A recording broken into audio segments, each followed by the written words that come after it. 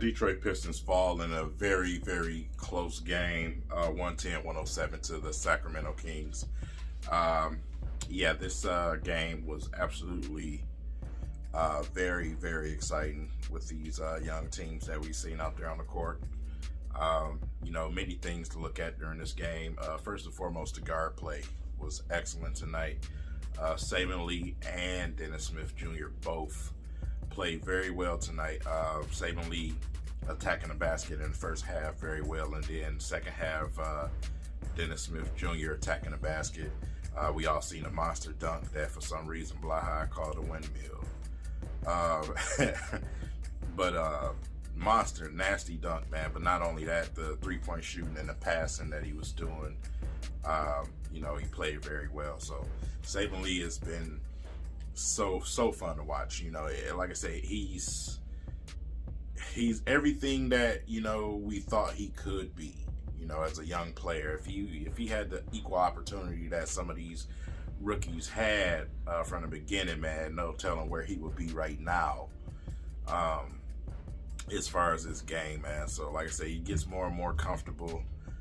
Like I said, his first couple of games when he came out, man, shot a few air balls and it was all over the place, and people instantly judged him. Like literally judged the rookie first couple of games.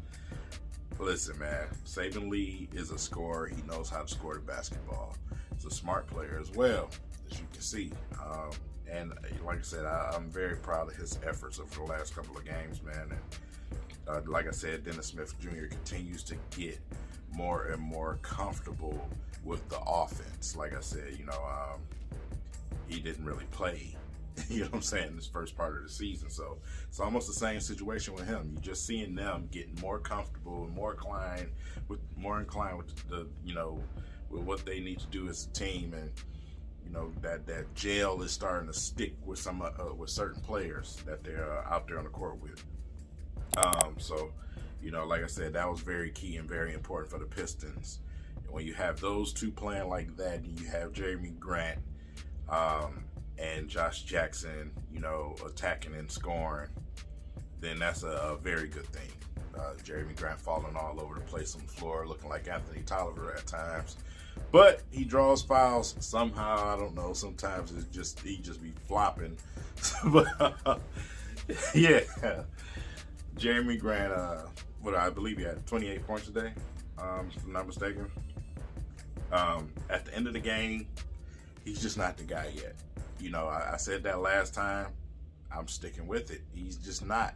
He's just getting into the form that he is now, with the more opportunity. But the clutch gene has not clicked, if there's one there.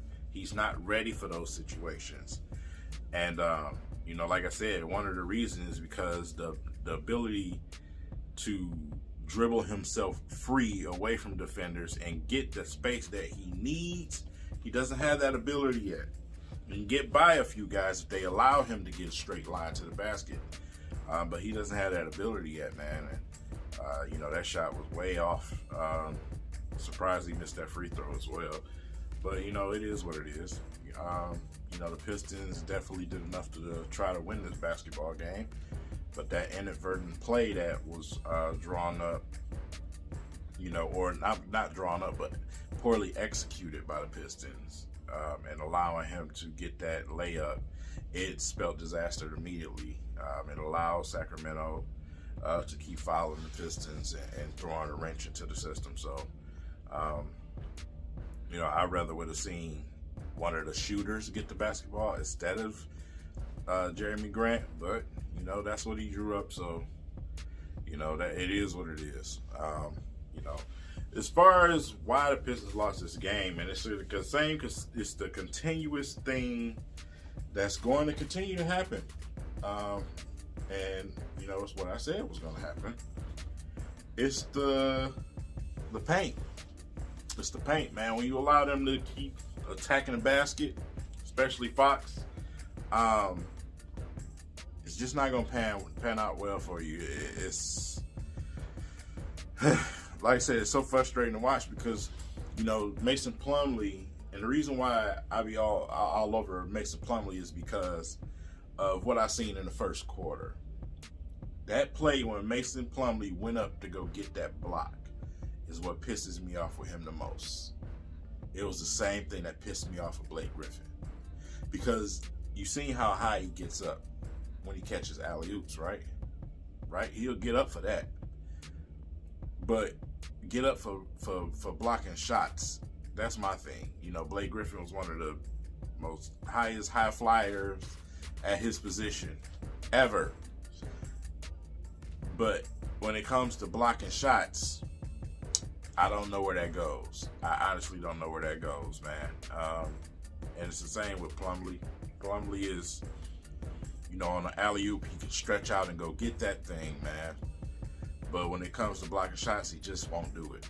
And today he did it once, and it infuriated me. I was so mad sitting there because I'm like, why don't you do that all the time? You're long, you're athletic enough to get up there and go get a lot of these shots, and you just rather stick to the floor with your hands up, knowing that you're not going to stop anybody doing what you're doing. So it just, it annoys the heck out of me personally, and this is just my opinion, man.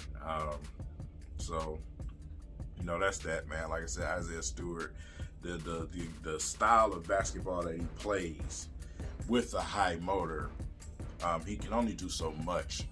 He starts to run out of gas, man. You know, you can tell sometimes it's obvious because he'll have an opportunity to throw a ball out of bounds, and he won't. So it's just, like I said, you can't put too much on that rookie, man. He's already an undersized center out there, so you know, in those situations, man, you just have to give that man some help down there. And the Pistons, we are short with big man. You know, Jahlil Okafor is still out injured, so we're short with big man. And it allows teams to attack the basket at will, and I get so sick of seeing it. I really do, man. I get tired of, you know, seeing guys, driving to the basket and doing what they want to do. It annoys the heck out of me. You know, the only time you're going to see some real block shots is when it's Stewart in the game. And when he's not tired out there from running like a road runner, you know, for several minutes. So, you know, that's just what it is, man.